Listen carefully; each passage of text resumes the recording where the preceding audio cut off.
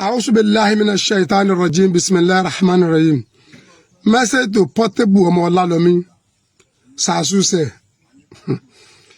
Ètò lè jẹ́ kí n láǹfààní àti fi gbẹnu fún ọ ní àmọ̀ràn láti bẹ́ẹ̀ sọ̀rọ̀. Wallahi Rabbul Kaaba ipò ọmọ mi ló wà. Mi dẹ̀ kí n sẹ́ni tẹ́nì kan sọ pé sẹ́rù lámọ́rin ní ọmọ sọ pé yẹn wà ń pò ọmọ. Inú ọlá gbogbo nítorí ọjẹ́ nítorí onínú ayé lábẹ́ sámẹ̀ lónìí.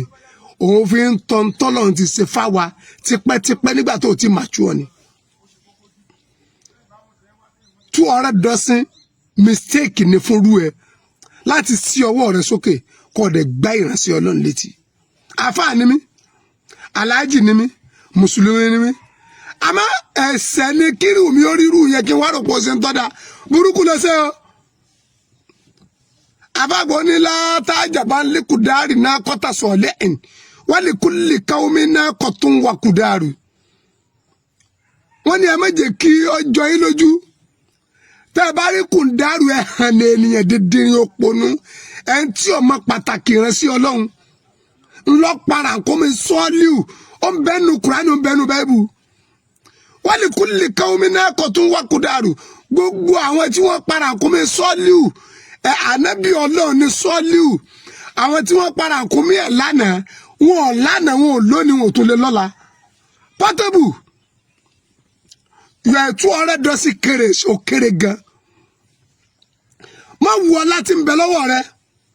ọ wà lọ́wọ́ àwọn kan lánàá wọn àti kúrò láyé lónìí kò sọ́lá lọ́wọ́ wọn mọ́ lọ bí wọ́n lérè pé kí ló ṣe wọ́n kí lọ́rọ́ lù wọ́n tí wọ́n fi dán lọ́la àná. Ipò wà lọ́wọ́ àwọn kan lánàá wọn àti kúrò láyé lónìí ipò bọ́ kúrò lọ́wọ́ wọn lọ bẹ̀rẹ̀ lọ́wọ́ wọn pé kí ló ṣe wọ́n kí lọ́rọ́ lù wọ́n tí kò fi kúrò lọ́wọ́ wọn. Àṣẹ wà lọ́wọ́ àwọn kan lánàá ayé ni wọ́n wà wọn ò kú wọn ò sàrùn àmọ́ àṣẹ ti kúrò lọ́wọ́ wọn.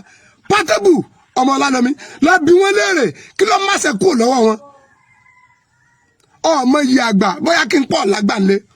torí mi ò tí ì rí kó post ìyá tó bí ọ rí ọ̀dẹ̀ post bàbá ẹ̀ rí níbi ká mọ̀ pọ̀ ọmọ pàtàkì ti jágbà kí ni tí ń ṣe ọ́nà Portable là wá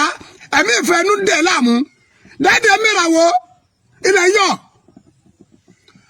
Portable ọmọ Ọlálọ́mí ilẹ̀ yọ̀ èmi Abdul Wasi Ahmed Legasali eke kọ́mọdù Ọ̀nàdọ́rọ̀ TV mo sọ fún ọ pé ilẹ̀ yọ̀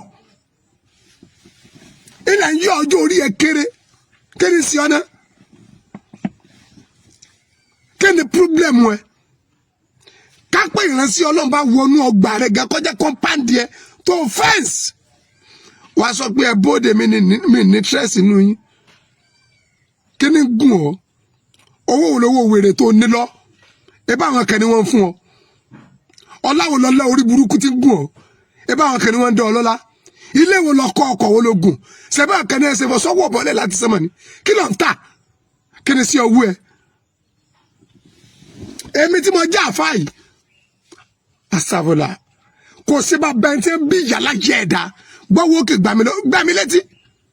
tí sọ̀rọ̀ pàǹságùn láì kákò àti máa ṣe bọ̀ mí wájú Ọlọ́run ní jó ń tọ̀ wọ́n nàró ayé mọ́ tó bá nàró tẹ́lẹ̀ yóò lulẹ̀ tí ò ní dìde mọ́ àtàyọ́ mọ̀lẹ́kìyàmọ̀ kí ni tí ń gùn ọ gbogbo ẹni tó ọba rí tó sọ fún ọ pé n tó ṣe tó ṣe ọ dáa pẹ̀lú pásítọ̀ ó ń tọ̀ ń gbà pé olórí burúkú àwáyé mọ́ráyé ṣe ló ń tọ̀ lọ tọrọ àforíjì o lọ́wọ́ pásítọ̀ náà o èmi ò kì í sábòsí o náà kọ́tù láì ní gbogbo ìránṣẹ́ Ọlọ́run o rànkómi Ọlọ́run ní gbogbo òjíṣẹ́ Ọlọ́run on behalf Muslim on behalf Christian Kùránì ọ̀rọ̀ Ọlọ́run ni wà asana kàtọ̀ láì fọlá àtàmásù àbìsù fàyàwó sàkóbi àsábìnrin alim ẹnì kan ò ní yájú sí ìránṣẹ́ Ọlọ́run kọ́mọ̀ rí ìbínú Ọlọ́run ọgbọ́ báwo ò ní bá bò ó tó bá rò pé ìwà wèrè ìwà dìndìnrín ìwà òpònú ìwà ẹ̀gọ̀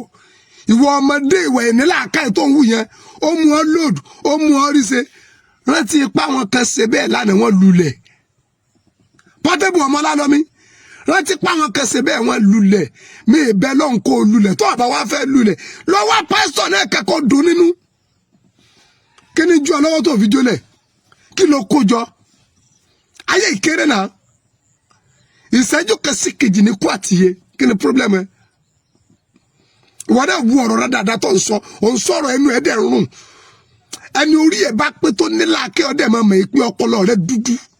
Portable ọpọlọ ẹ̀ dúdú ọmọ mi lọ jẹ́ ọmọ tí mo fò kó dì mí bí lọ jẹ́ wáyù mo jẹ́ abẹ́ kẹ́nìkan wá pé òun lówó kan òun lọ́lá kan òun nípò kan láì dáràn tí mi dẹ̀ ní dáràn láì kọ̀mẹ́tì tí mi dẹ̀ ní kọ̀mẹ́tì ọdẹ gbowó kí o gbà mí létí gbogbo tí jáwọn ẹbí ẹ̀ pátá náà kábàámọ̀ burú gbogbo tí jẹ́ gbogbo ẹbí ẹ̀ pátá náà ká Portable ètò ìṣèyí ọgbọ́n ọlọ́run lọ́fà yá o tó àbá tètè lọ wá foríjì kó lọ dún pásítọ̀ náà nínú kó ṣe dáadáa èyí tí ń bẹ lẹ́yìn ẹ̀fà jèjì lọ wàláhì mi bìlífù pẹ́yìn rẹ̀ lè dá fún ọ tó àbá tọrọ àforí tó àbá lọ kọ́lé bọ̀lẹ̀ àwa ní wọ́n ní ìwọ ọ̀fẹ́ ẹnu kí ló ń folówó rẹ̀ ṣe ó lóun fẹ́ dẹ́ olówó òun padà sẹ́yìn ó lóun ó solówó òun dẹni àná ó lóun ó fìyà jẹ mi ìbẹ́ lọ́nkọ́ dẹni àná mi ìbẹ́ lọ́nkọ́ jìyà mi ìbẹ́ lọ́nkọ́ parẹ́ mi ìbẹ́ lọ́nkọ́ dẹni tí ọ̀lẹ́ nìkan tó àbá wá fẹ́ bẹ́ẹ̀ lọ tọrọ àforíjì lọ́wọ́ pásítọ̀ tó rí fi torí pé ọlọ́run lọ yájú sí salamu alaikum Abdulwasi Ahmed El Ghazali aka Komadun ọ̀nà Òdodo TV ìlú Kiremawa Ọ̀ṣun state òótọ́ ọ̀rọ̀ lèmi ọ̀sọ́ àtàyẹ̀ ọmọlẹ́kìyàmà torí pé ní kúlẹ̀ akọ wọn lè kọ́ ọ̀nà mọ̀ rọ̀